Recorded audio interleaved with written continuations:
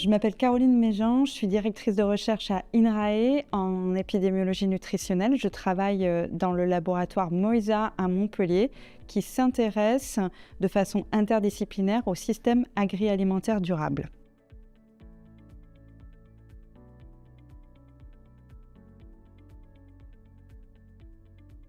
Les régions d'outre-mer ont subi des transitions alimentaires et nutritionnelles rapides sur les dernières décennies, qui a engendré des changements de comportement alimentaire. Elles sont passées d'une alimentation dite traditionnelle, plutôt monotone, riche en féculents et pauvre en protéines animales, vers une alimentation dite moderne, très riche en produits sucrés, en graisses végétales et en protéines animales. Cela a engendré des problèmes de santé et notamment on retrouve dans les 5 régions d'outre-mer des prévalences d'obésité, de diabète de type 2 et d'hypertension bien plus élevées que dans l'Hexagone et qui ne cessent de croître.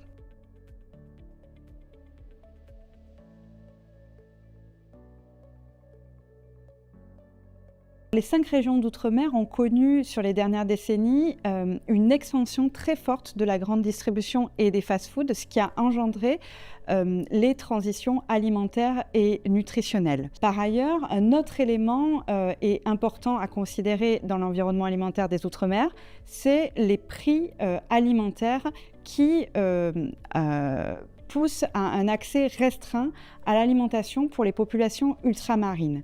Les prix alimentaires, du fait de facteurs spécifiques aux Outre-mer, comme la fiscalité locale ou l'étroitesse des marchés, sont plus élevés dans les régions d'Outre-mer et engendrent une part du budget alimentaire pour les ménages bien plus élevée que dans l'Hexagone. Par ailleurs, ce qui rassemble les 5 régions d'outre-mer, c'est aussi l'omniprésence du secteur informel. Le secteur informel, c'est à la fois l'autoconsommation et le don, puisqu'il y a une pratique très forte des jardins créoles, des jardins familiaux, et aussi la vente de bord de route d'une production agricole qui n'est pas déclarée.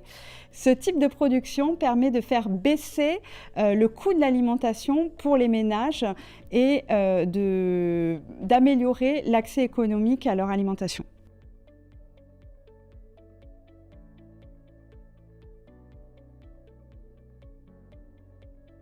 Alors, il existe de nombreuses initiatives portées par les collectivités territoriales des Outre-mer et il semble que dans le travail qu'on a fait d'expertise collective sur l'alimentation des Outre-mer, on a fait des recommandations sur une combinaison de politiques, à la fois sur la production agricole, sur l'environnement alimentaire et sur les choix des consommateurs et en particulier des consommateurs les plus défavorisés et les plus jeunes. Et sur l'environnement alimentaire, je dirais que la priorité est de faire baisser le prix de l'alimentation en Outre-mer et de revoir les outils existants comme le bouclier qualité-prix ou l'octroi de mer et d'y intégrer des enjeux de santé publique.